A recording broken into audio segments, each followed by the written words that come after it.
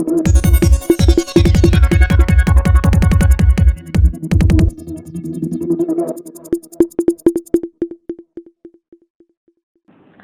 वालेकुम नाजरीन, मैं हूँ शहनाज मंगी। आप देख रहे हैं पीटीआई न्यूज़। पन्नू आकिल के करीब मालगाड़ी की 10 बोगियां इंजन से अलहदा हो गई। रेलवे की अपलाइन ब्लॉक ड्राइवर को इंजन से वेगने अलहदा होने का पता ही नहीं चल सका। डीएस रेलवे राब्ता करने पर लाइल्म, हकीकत मालूम होने पर इंजन ड्राइवर मुअत्तल। पन्नू आकिल के करीब कराची से पंजाब जाने वाली मालगाड़ी की 5 वेगने अचानक इंजन से अलहदा हो गई, जिसका पता इंजन ड्राइवर को भी ना लग सका और वो बाकी वेगने लेकर मैस्ट्रो रेलवे स्टेशन पहुंच गया, जहां पर उसे पता चला कि मालगाड़ी की 10 वेगने पीछे कहीं अलहदा हो गई हैं।